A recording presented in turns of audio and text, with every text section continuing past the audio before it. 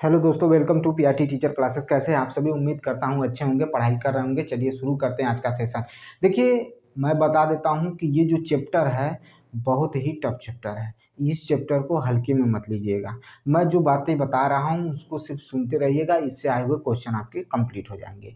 ठीक है, आज का जो टॉपिक है वो है विद्युत मोटर। क्या है? तो विद्युत मोटर टॉपिक है। ठीक है, इलेक्ट्रिक मोटर की बात करने चल रहे हैं। आपको विद्युत मोटर का फिगर स्क्रीन पर दिख जाएगा, उसके लिए आप परेशान मत होइएगा। ठीक है, आपको विद्युत मोटर का जो क्या कहते हैं फिगर है वो आसानी से दिख जाएगा, क्योंकि मैं इस पर बना नहीं पाऊंगा। अगर मैं इस पर बनाना शुरू करूंगा तो मैं लिख नहीं पाऊंगा। ठीक है, तो इस वजह से मैं सिर्फ आपको बताते चल रहा हूँ कि क्या होता है। फिर उसके बाद उस फिगर को भी आप देखते रहिएगा, आपको सारी बातें न समझ में आ जाएंगी। ठीक है, तो देखिए विद्युत मोटर में क्या होता है आपको मैं बता देता हूँ। विद्युत मोटर किससे क्या करना है क्या नहीं करना है। देखिए, जो भी चीजें हैं वो सिंपल मैं शब्दों में बताऊंगा और आप उस बातों को समझ लीजिएगा, बाकी बात खत्म हो जाएगी। और मैं देख रहे हैं, आपको मैं बता दूं, मैं छोटा छोटा वीडियो बना रहा हूँ ताकि आप इसमें बोर भी मत होइएगा। ठीक है, तो बोर नहीं होना है, आपको सिर्फ सुनना है। देखिए, विद्युत मोटर एक ऐसी युक्ति होती है ना। ठीक है, विद्युत मोटर एक ऐसी युक्ति होती है जो घूर्णन गति करती है। क्या करती है? तो घूर्णन गति करती है। घूर्णन गति का मतलब समझते हैं? घूर्णन गति का मतलब होता है अपने अक्ष पर गति करना। ठीक है, अपने अक्ष पर गति करती है। ठीक है, आप कई जगह देखे होंगे, आपके यहाँ टुल्लू लगा होगा, उसमें भी देखेंगे मोटर क्या होती है, वो क्या करती है, अपने अक्ष पर घूमती रहती है। फैन देखें, फैन में भी क्या होता है, मोटर लगा होता है, वो भी अपने अक्ष पर घूमता है। वॉशिंग मशीन देखें, उसमें भी मोटर क्या होता है, घूमता रहता है। रेफ्रिजरेटर देखें, उसमें भी यही चीज देखने को मिलता है। तो विद्युत मोटर, आपको एग्जाम्पल मैंने बता दिया कि कहाँ आपको देखने को मिलता है। अब देखिए विद्युत मोटर किस तरह से काम करता है उस पर बात कर लेते हैं। तो विद्युत मोटर एक ऐसी युक्ति होती है ना, जो क्या करती है, आपके जो विद्युत ऊर्जा होती है उसको यांत्रिक ऊर्जा में बदल देता है। ठीक है, तो मैंने क्या कहा, मैंने कहा कि विद्युत मोटर मोटर एक ऐसी युक्ति होती है जो विद्युत ऊर्जा को विद्युत ऊर्जा को विद्युत ऊर्जा को यांत्रिक ऊर्जा में बदल देती है। या ऐसे कह सकते हैं कि विद्युत मोटर वह युक्ति होती है जो विद्युत ऊर्जा को मशीनी ऊर्जा में बदल देती है। किसमें बदल देती है? मशीनी ऊर्जा में बदल देती है। यही मैंने लिखा कि विद्युत मोटर एक ऐसी युक्ति होती है जो विद्युत ऊर्जा को यांत्रिक ऊर्जा में बदल देती है। ठीक है, ये समझ में आया? तो ये रहा विद्युत मोटर का क्या है, ये विद्युत मोटर का क्या है आपके लिए। तो विद्युत मोटर की परिभाषा, या कहा जाए कि विद्युत मोटर किसे कहते हैं, ये कहा समझ में आ गया होगा कि विद्युत मोटर किसे कहते हैं। अब विद्युत मोटर का सिद्धांत देखिए। देखिए, अब लिख रहा हूं मैं मोटर का सिद्धांत।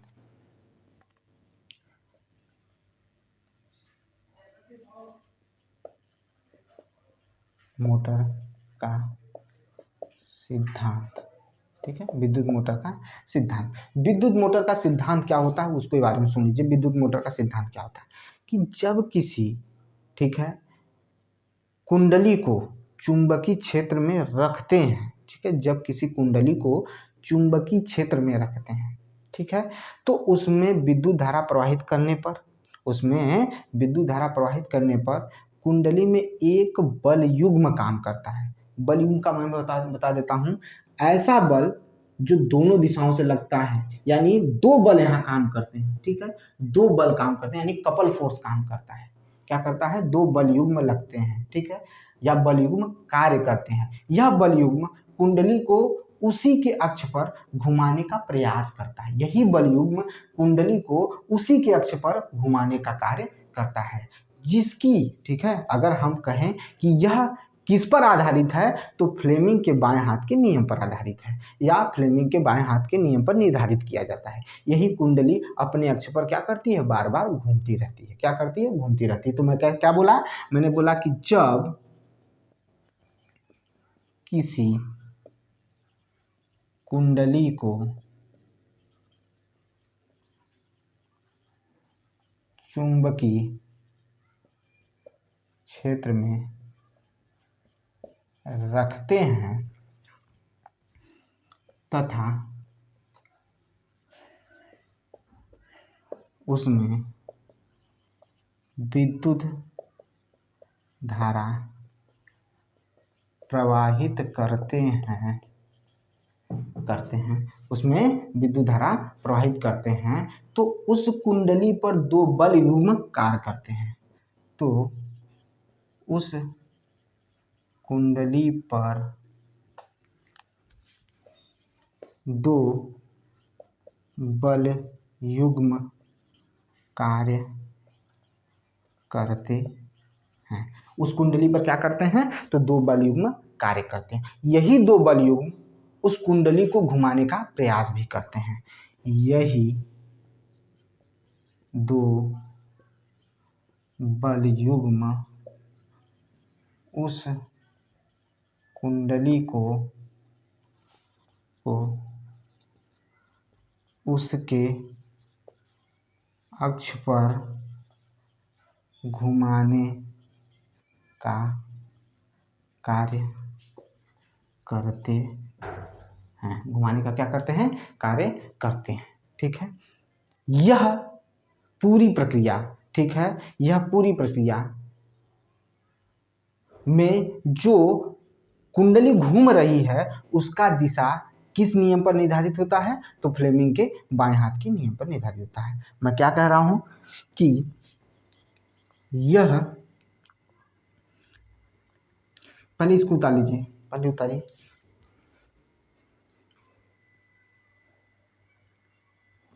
अच्छा है, देखिए अब क्या कह रहा हूं?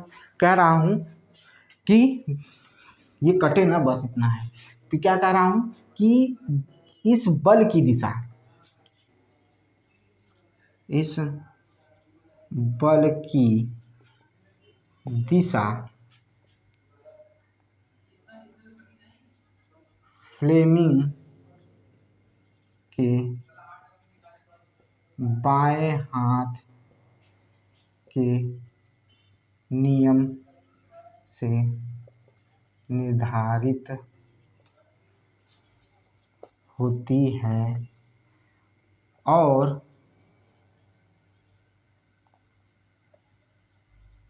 कुंडली घूर्णन गति करती है।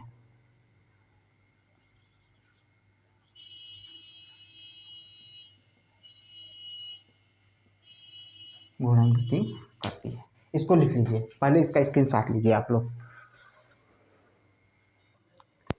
चलिए देखिए, हमने आपको विद्युत मोटर का सिद्धांत बता दिया। अब इस विद्युत मोटर के कुल 4 भाग होते हैं, उनको हम सरल शब्दों में समझ लेंगे ताकि आपको बातें क्लियर हो जाएं। तो चलिए देखते हैं, आपको हम समझा रहे हैं और समझिएगा चीज़ों को। ठीक है, देखिए इस चैप्टर को अभी तक पढ़ाने में लोगों को काफ़ी प्रॉब्लम हुई है। ठीक है, सारी सुविधाएं होने के बावजूद, तो मैं एक ब्लैक बोर्ड पर आपको ये सारी चीज़ें समझा रहा हूँ, तो थोड़ा सा ध्यान दीजिए और पढ़िए। ठीक है, मेरी मेहनत तब कामयाब हो जाएगी जब आपका सिलेक्शन हो जाएगा। ठीक है, तो लगे रहिए। ठीक है, और देखिए एक चीज़ और बता देता हूँ कि आप भी अपने अगल बगल लोगों के बीच में रहते हैं और आपकी भी कुछ प्रॉब्लम होगी, कुछ समस्याएं होंगी। उसी तरह से मेरी भी कुछ समस्याएं, कुछ प्रॉब्लम है, उसको मैं फेस करते हुए आपको जितना हो सकता है उतना कर रहा हूँ। तो प्लीज़ मेरे वीडियो को क्या करिएगा, शेयर कर दीजिएगा, लाइक कर दीजिएगा। ठीक है, और बेल आइकन जरूर दबाइए ताकि मेरी वीडियो ज़्यादा से ज़्यादा बच्चों तक पहुँचे। क्योंकि मैं किस कंडीशन में इसको बनाता हूँ, किस तरह से परिश्रम करता हूँ, कभी मौका मिलेगा तो दिखाऊंगा। ठीक है, मौका कब मिलेगा? जब मैं उस लेवल तक पहुँच जाऊँगा, ताकि मुझे लगे कि नहीं मैंने मेहनत की तो वो साकार हुआ है। तब मैं आपको अपनी पूरी कंडीशन दिखाऊंगा, किस तरह से मैं वीडियो बनाता था, किस तरह से मैं आप तक पहुँचाता था, तो वो सारी चीज़ें दिखेंगी आपको। लेकिन जब तक मैं अपने एक स्तर तक कामयाब नहीं हो जाऊंगा तब तक नहीं दिखाऊंगा। ठीक है, तो प्लीज़ आप पढ़िए, मेहनत भी करिए और मेरे मेहनत को भी साकार बनाइए। ठीक है, चलिए शुरू करते हैं। देखिए इसमें 4 पार्ट की बात करेंगे, 4 भागों का बात करेंगे। अगर वो 4 चीज़ें जान लेते हैं तो और भी ये आसान हो जाएगा। देखिए पहले ही बात करेंगे हम, किसकी बात करेंगे? चुंबकीय क्षेत्र की, या इसी को कह सकते हैं क्षेत्र चुंबक। क्या कह सकते हैं? क्षेत्र चुंबक भी कह सकते हैं। क्या कह सकते हैं? क्षेत्र चुंबक भी कह सकते हैं। ठीक है, फील्ड मैग्नेट, जिसे क्या कहा जाता है? फील्ड मैग्नेट कहा जाता है। क्या कहा जाता है? फील्ड मैग्नेट कहा जाता है। क्या कहा जाता है? फील्ड मैग्नेट कहा जाता है। ठीक है, सॉरी, फील्ड मैग्नेट कहा जाता है। ठीक है, मैग्नेट कहा जाता है, फील्ड मैग्नेट कहा जाता है। अब समझिए, आपको फिगर में दिख रहा होगा 2 स्थायी और प्रबल किस्म के दो मैग्नेट लगाए गए हैं, दो चुंबक लगाए गए हैं। ठीक है, कह सकते हैं कि यह एक प्रबल स्थायी चुंबक है, यह एक प्रबल स्थायी चुंबक है, यह एक प्रबल स्थायी चुंबक है। ठीक है, यह एक प्रबल स्थायी चुंबक है जिसके ध्रुवखंड N और S है, जिसके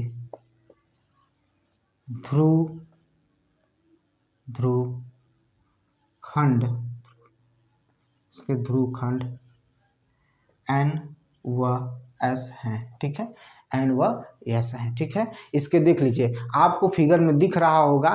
ठीक है, रेड कलर का एरो लगा होगा, उसमें दिख रहा होगा कि एक N है और एक S है और ऊपर लिखा है क्षेत्र चुंबक। ठीक है, वही चीज की बात कर रहा हूँ कि एक पहली चीज ये क्या हो गई आपकी, ये चीजें निकल कर आ गई। ठीक है, अब देखिए आगे की बात सोचिए। अब देखिए, अब हम आपको दिखाने चल रहे हैं क्या, किसके बारे में बताने चल रहे हैं, तो आर्मेचर की बात करने चल रहे हैं। आर्मेचर इसमें कहाँ है और किस तरह से वो काम करता है, तो उसके बारे में जान लीजिए। ये हो गया आपका पहला। अब दूसरा देखिए क्या मैं बताने चल रहा हूँ, तो दूसरे की बात कर रहा हूँ, तो मैं दूसरे की बात कर रहा हूँ, क्या है, आर्मेचर है। क्या है, आर्मेचर है। दूसरा किसकी बात कर रहे हैं, तो आर्मेचर की बात कर रहे हैं। ठीक है, ठीक है, आर्मेचर की बात कर रहे हैं। ठीक है, AR, यहाँ पर MATURE, आर्मेचर। अब ये आर्मेचर क्या होता है, ध्यान सुनिएगा। यह तांबे के, ठीक है, तांबे के, ठीक है, अनेक फेरों वाली, ठीक है, एक आयताकार कुंडली होती है, जिसे हम फिगर में देखेंगे तो ABCD के रूप में दिखाया गया है। जिसे किस्म के रूप में दिखाया गया है, तो ABCD के रूप में दिखाया गया है, जो नर्म लोहे के क्रोड पर तांबे के तार को लपेट कर बनाई जाती है। जो नर्म लोहे के क्रोड पर तांबे के तार को लपेट कर बनाई जाती है। ठीक है, और यह कुंडली चुंबकीय क्षेत्र या चुंबकीय ध्रुव N और S के बीच में घूमती है। क्या करती है, N और S के बीच में क्या करती है, घूमती है। तो हमने क्या कहा, मैंने कहा कि यह तांबे का तार का एक अनेक फेरों वाली आयताकार ABCD क्या है, एक कुंडली है। ठीक है, हम लिखेंगे यह तांबे के तार, यह तांबे के तार के अनेक फेरों वाली आयताकार क्या है, कुंडली वाली आयताकार कुंडली ABCD है। क्या है, ABCD है, जो नर्म लोहे के क्रोड पर तांबे के तार को लपेटकर बनाई जाती है। जो नर्म लोहे के क्रोड पर, जो नर्म लोहे के क्रोड पर, ठीक है, तांबे के तार को लपेटकर बनाई जाती है। क्रोड पर तांबे के तार को लपेट कर बनाई जाती है। क्या बनाई जाती है, बनाई जाती है। यह कुंडली ध्रुव चुंबक N और S के बीच में घूमती है। यह कुंडली ध्रुव चुंबक N व S के बीच में घूमती है। इसको स्क्रीनशॉट ले लीजिए।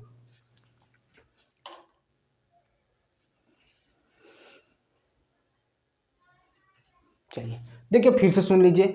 जो हम इसमें आप फिगर में देख रहे होंगे कि ABCD लिखा है। ठीक है, यही एक कुंडली है। ये तांबे के तार को अनेक फेरों में लपेटा हुआ है, और किस पर लपेटा गया है, तो नर्म लोहे पर लपेटा गया है। ठीक है, नर्म लोहे पर अनेक बार लपेटा गया है। और क्या हुआ है, ये किसके बीच में है, तो PQ के बीच, मतलब सॉरी क्या है, चुंबक के, मतलब ध्रुव चुंबक के बीच में इसको रखा गया है। ठीक है, और क्या कर रहा है कि यह उसके बीच में क्या करता है, घूमता रहता है। क्या करता है, घूमता रहता है। और कहाँ घूमता है, अपने अक्ष पर घूमता है। याद रखिएगा, अपने अक्ष पर घूमता रहता है। ये चीजें हो गई। अब आगे देखिएगा इसमें, ये हो गया दो। तीसरा देखिए, तीसरा देखिए क्या कह रहा हूं, तो तीसरा है आपका विभक्त वलय। क्या है? विभक्त वलय।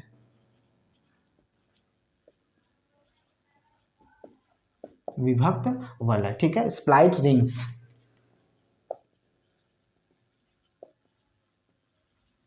ठीक है, स्प्लाइट रिंग्स, विभक्त वलय, ये है आपका तीसरा विभक्त वलय। दो हो चुके, अब तीसरा मैं बता रहा हूं। यह वलय पीतल का एक वृत्ताकार छल्ला होता है। ठीक है, यह वलय आप देख रहे होंगे फिगर में, देखिए पी क्यू लिखा है, पी क्यू जहां लिखा वही है, पी क्यू लिखा है, आपको एकदम आराम से देखिए पी क्यू दिख रहा है। ठीक है, तो ये क्या कह रहा है कि पीतल का एक वृत्ताकार छल्ला होता है। ठीक है, यह वलय क्या होता है, तो पीतल का एक वृत्ताकार छल्ला होता है। किसका बना होता है? पीतल का बना होता है। कैसा होता है? वृत्ताकार होता है। पीतल का बना होता है, वृत्ताकार छल्ला होता है, जो दो बराबर भागों में बटा होता है, जो दो बराबर भाग में इस तरह से बटा होता है। देखिए इस तरह से, इस तरह से दो बराबर भागों में बटा होता है और पीतल का होता है। ठीक है, वृत्ताकार छल्ला होता है। ठीक है, दो बराबर भागों में बटा होता है और दोनों एक दूसरे से अलग होते हैं। देखिए मेरी उंगली सटी हुई है, नहीं, दोनों एक दूसरे से क्या होते हैं? अलग होते हैं, दोनों एक दूसरे से अलग हो रहते हैं। और आर्मेचर, ठीक है, आर्मेचर की कुंडली के सिरे, ठीक है, आर्मेचर की कुंडली जो अभी इससे पहले आर्मेचर बताए थे ना, उसके दोनों सिरे क्या होते हैं? अलग अलग। एक आर्मेचर पी से, दूसरा आर्मेचर क्यू से क्या होता है? जुड़ा रहता है, जुड़ा रहता है। समझ में आया? क्या रहता है? जुड़ा रहता है। पहले इतना तो लिख लें, इतना समझ लीजिए। अब देखिए क्या कह रहा हूं, यह वलय, यह वलय पीतल, ठीक है, पीतल का एक वृत्ताकार छल्ला होता है। ठीक है, यह वलय पीतल का एक वृत्ताकार क्या होता है? छल्ला होता है, जो, ठीक है, जो क्या करता है? जो दो बराबर बराबर भागों में बटा होता है, जो दो बराबर भागों में बटा होता है। ठीक है, वे दोनों भाग, मतलब इसी वाला के दोनों भाग एक दूसरे से क्या होते हैं? अलग अलग रहते हैं। वे दोनों भाग एक दूसरे से अलग अलग होते हैं, दूसरे से क्या होते हैं?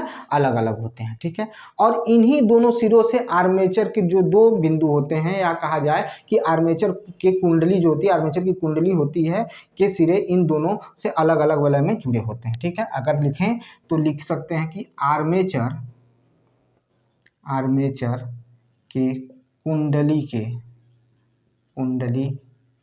के दो अलग अलग सिरे, दो अलग अलग सिरे, ठीक है, आर्मेचर कुंडली के दो अलग अलग सिरे, ठीक है, सिरे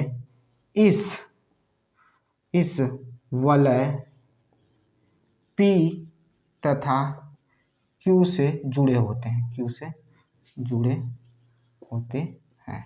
ठीक है, देखिए यह वलय पीतल का एक वृत्ताकार छल्ला होता है, जो दो बराबर भागों में बटा होता है। वे दोनों भाग एक दूसरे से अलग अलग होते हैं और आर्मेचर के कुंडली के दो अलग अलग सिरों से क्या होते हैं? सिरे इस वलय से क्या होते हैं? दूसरे पी क्यू से क्या होते हैं? जुड़े होते हैं। इसका स्क्रीनशॉट लीजिए।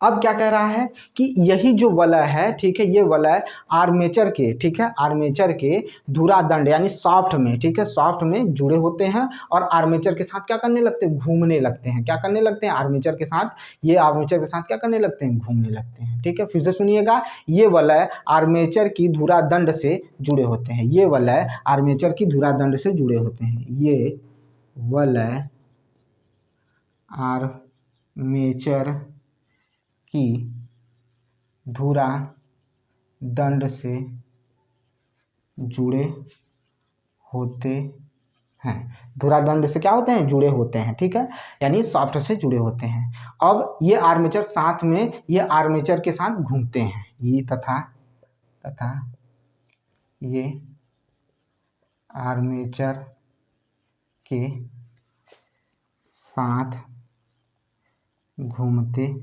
हैं। लिख लीजिए।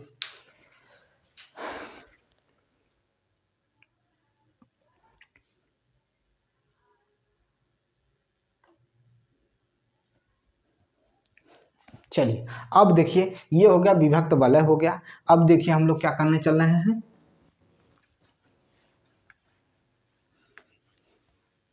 अब चौथा है आपका ब्रूस। चौथा क्या है? ब्रूस।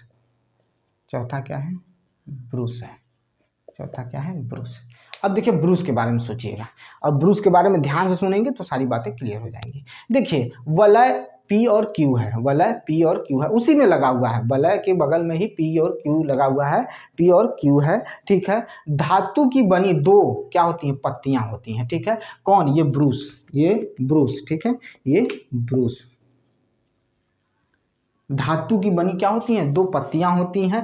उसको हम अगर नाम लिख लें तो A1 और A2 लिख सकते हैं, A1 और A2 लिख सकते हैं, ठीक है। दो पत्तियां होती हैं A1 और A2, ठीक है। और ये दोनों पत्तियां उसको क्या करती हैं? वलय से स्पर्श करती हैं, ठीक है, जिन्हें ब्रूस कहते हैं। जिन्हें क्या कहते हैं? ब्रूस कहते हैं। फिर से सुनिएगा, विभक्त वलय P और Q धातु की बनी दो पत्तियों A1 और A2 से क्या करती हैं? को स्पर्श करती हैं, A1 और A2 को कहते हैं, जिन्हें ब्रूस कहते हैं। इन ब्रूसों का संबंध दो संयोजक पंचों से होता है। फिर से सुनिएगा, इन ब्रूसों का संबंध, इन ब्रूसों का संबंध संबंध दो संयोजक पंचों से होता है, दो संयोजक पंचों से होता है, ठीक है।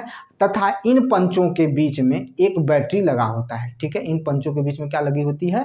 तो बैटरी लगी होती है। और एक ब्रूस से विद्युत धारा कुंडली में प्रवेश करती है। एक ब्रूस से A1 से क्या करती है? कुंडली में प्रवेश कर रही है, और A2 से क्या हो जा रही है? दूसरे से बाहर निकल जा रही है। फिर से सुनिएगा, विद्युत वलय, देखिए करा विभक्त वलय,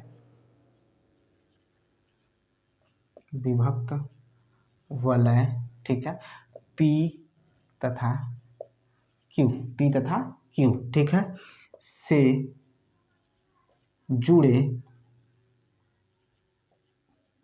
विभक्त वलय P और Q से जुड़े धातु की दो पत्तियां होती हैं। धातु की दो क्या होती हैं? पत्तियां होती हैं। इन पत्तियों को अगर माना नहीं, माना मत लिखिए, ये पत्तियां A1 तथा A2 हैं, ठीक है, A1 तथा A2 हैं, जिन्हें ब्रूस कहते हैं। जिन्हें क्या कहते हैं? जिन्हें ब्रूस कहते हैं। फिर से सुनिएगा, विभक्त वलय P और Q से जुड़े धातु की दो पत्तियां होती हैं। ये पत्तियां A1 और A2 हैं, जिन्हें ब्रूस कहते हैं। क्या कहते हैं? ब्रूस कहते हैं। इन ब्रूस का संबंध दो संयोजक पंचों से होता है। इन ब्रूस का संबंध दो संयोजक पंचों से होता है। दो संयोजक पंचों से होता है, ठीक है, दो संयोजक पंचों से होता है। इन पंचों के बीच एक बैटरी लगी होती है। इन पंचों के बीच एक बैटरी लगी होती है, एक बैटरी लगी होती है। इन पंचों के बीच में क्या लगा रहता है? तो एक बैटरी लगी होती है। एक ब्रूस से विद्युत धारा, यानी एक ब्रूस से विद्युत धारा, यानी अगर मान लें कि विद्युत A1 से, ठीक है, ब्रूस A1 से, एक ब्रूस A1 से विद्युत धारा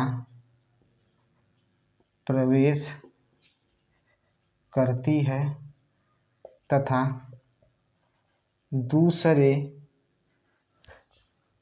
ब्रूस A2 से विद्युत धारा निकल जाती है, निकल जाती है, ठीक है।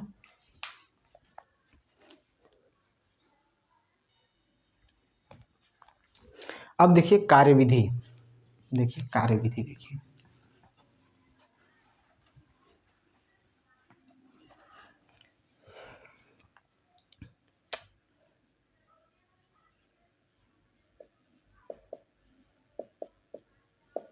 कार्यविधि, क्या कार्यविधि है? देखिए कार्यविधि क्या होता है, जब बैटरी से कुंडली में विद्युत धारा प्रवाहित की जाती है, जब बैटरी से कुंडली में विद्युत धारा प्रवाहित की जाती है, ठीक है, तो फ्लेमिंग के बाएं हाथ के नियम से, ठीक है, कुंडली की भुजाओं ए बी और सी डी में बराबर तथा विपरीत दिशा में चुंबकीय बल कार्य करने लगते हैं। देखिए मैंने क्या कहा कि जब कुंडली में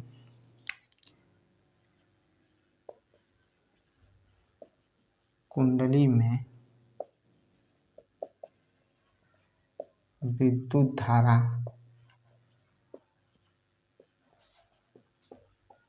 प्रवेश करती है, तो जब कुंडली में विद्युत धारा प्रवेश करती है या विद्युत धारा प्रवाहित की जाती है, विद्युत धारा जब कुंडली में विद्युत धारा प्रवाहित की जाती है,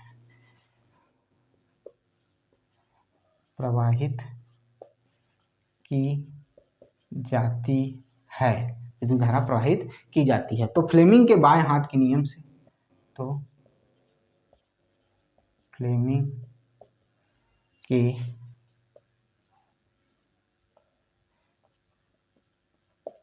बाएं हाथ के नियम से, फ्लेमिंग के बाएं हाथ के नियम से, ठीक है, कुंडली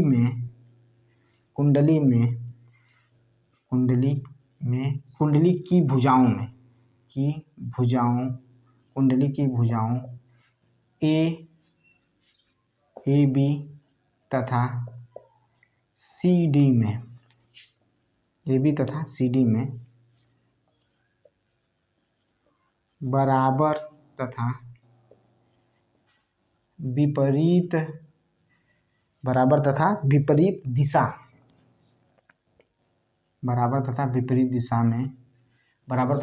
दिशा में दो चुंबकीय बल कार्य करने लगते हैं, चुंबकीय बल कार्य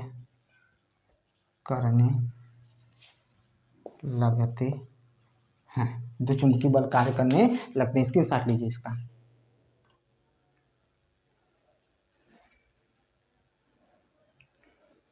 अब देखिए कह रहा है कि जब दोनों बल कार्य करने लगते हैं, मतलब जब क्या करते हैं, तो वो दो चुंबकीय बल कार्य करने लगते हैं, और यही दो बल क्या कहलाते हैं, एक बल युग्म बनते हैं। क्या बनाते हैं? यही दोनों बल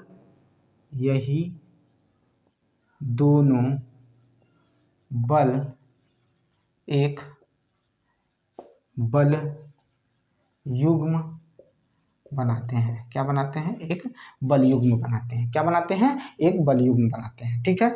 और क्या कह रहा है कि जिसके कारण कुंडली क्या होती है, जिसके कारण कुंडली वामावर्त यानी एंटी क्लॉकवाइज घूमना शुरू कर देती है। आपको फिगर में दिख रहा होगा, ठीक है।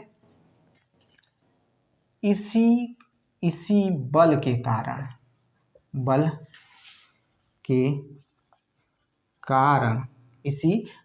कारण, ठीक है, कुंडली वामावर्त दिशा में घूमने लगती है। कुंडली वामावर्त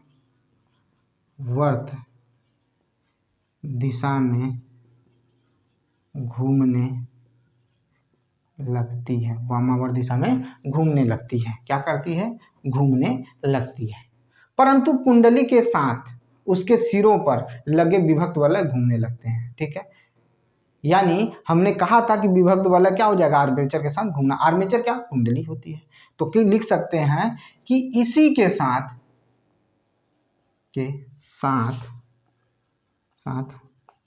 विभक्त वलय भी घूमने लगते हैं। फिर से देखिए, जब कुंडली में विद्युत धारा प्रवाहित की जाती है तो फ्लेमिंग के बाएं हाथ के नियम से कुंडली की भुजाओं ए बी और सी डी में बराबर तथा विपरीत दिशा में दो चुंबकीय बल कार्य करने लगते हैं। यही दोनों बल एक बल युग्म बनाते हैं। इसी बल के कारण कुंडली वामावर्त यानी एंटी क्लॉकवाइज में घूमना शुरू कर देती है, घूमने लगती है। इसी के साथ विभक्त वलय भी क्या करने लगते हैं? घूमने लगते हैं। इसका स्क्रीनशॉट ले लीजिए।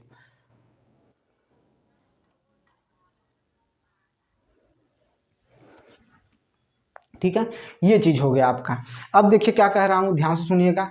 अतः विभक्त वलय का कह रहा है कि विभक्त वलय का एक ब्रूस दूसरे ब्रूस के क्या हो जाता है, संपर्क में। जब भाई घूमेगा ना, जब घूमेंगे तो जो होगा, अब ये क्या होंगे, एक ब्रूस दूसरे ब्रूस के क्या हो जाएगा, संपर्क। पहले क्या था, मैंने कहा था कि अलग थे, लेकिन घूमने की वजह से जब ये घूमेंगे ना वलय, तो इसका एक ब्रूस दूसरे ब्रूस के क्या हो जाएगा, संपर्क में आ जाएगा। ठीक है, एक ब्रूस दूसरे ब्रूस के क्या हो जाएगा, संपर्क में आ जाएगा। और धारा की दिशा इसी प्रकार रखी जाती है कि कुंडली पर बल युग्म लगातार एक ही दिशा में कार्य करे। मतलब कि धारा की दिशा भी एक ही रखी जाती है, जिसकी वजह से कि कुंडली में एक ही तरह का बल युग्म लगातार एक ही दिशा में कार्य करे। लगातार क्या करे, एक ही दिशा में कार्य करे। और जब कार्य करेगा तो कुंडली में घूमने के कारण धुरादंड में गतिज ऊर्जा प्राप्त हो जाएगी। ठीक है, धुरादंड में क्या हो जाएगी, गतिज ऊर्जा प्राप्त हो जाएगी। तो चलिए देखिए क्या कह रहा हूं।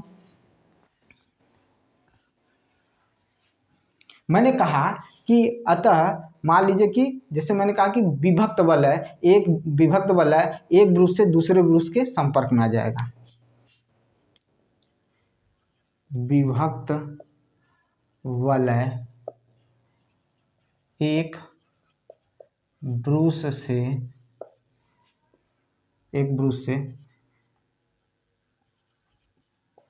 दूसरे ब्रूस के संपर्क में आ जाएगा। क्या हो जाएगा, संपर्क में आ जाएगा। ठीक है, आ जाएगा, संपर्क में आ जाएगा। ठीक है, और जब संपर्क में आएगा तो जो धारा की दिशा है इसी प्रकार से नियत बनी रहेगी। ठीक है, धारा की दिशा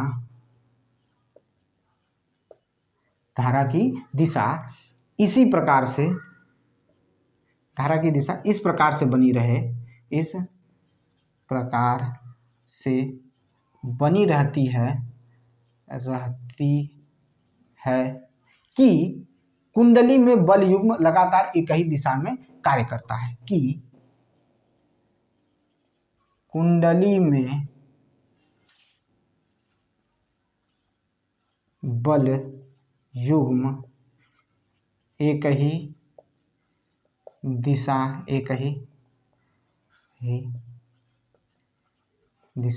में कार्य करता है। एक ही दिशा में क्या करता है, कार्य करता रहता है। और कुंडली के घूमने के कारण धुरादंड में गतिज ऊर्जा प्राप्त होती है। कुंडली के लगातार घूमने के कारण कुंडली में या कुंडली के, ठीक है, कुंडली के लगातार घूमने के कारण, कुंडली के लगातार घूमने के कारण धुरादंड में क्या हो जाएगा, गतिज ऊर्जा प्राप्त होगी।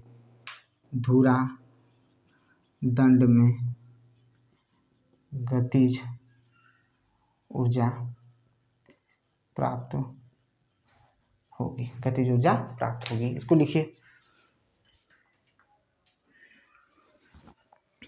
ठीक है, अब आपको समझ में आ गया होगा कि क्या इसकी कार्यविधि रही। अगर आप इसको एक बार नॉर्मली पढ़ लेंगे सारी चीज़ें समझ में आ जाएगी। अब इसका उपयोग कहाँ कहाँ होता है, तो मैंने शुरू में ही बता दिया। विद्युत मोटर का उपयोग जो होता है, बिजली के जो पंखे होते हैं उसमें यूज होता है। जल पंप यानी टुल्लू के बारे में मैंने बता दिया, आटा चक्की के बारे में बता दिया, वॉशिंग मशीन के बारे में बता दिया था। यहाँ इस विद्युत उपकरणों को चलाने के लिए इसका प्रयोग किया जाता है। देखिए मैंने अभी आपको विद्युत मोटर बताया, बड़े आराम से बताया, टाइम लेके बताया। ठीक है, तो मैं अब आपके पास ही वीडियो पर, इसके बाद तुरंत आपके पास विद्युत प्रेरणा के बारे में क्वेश्चन वीडियो मिलेगा।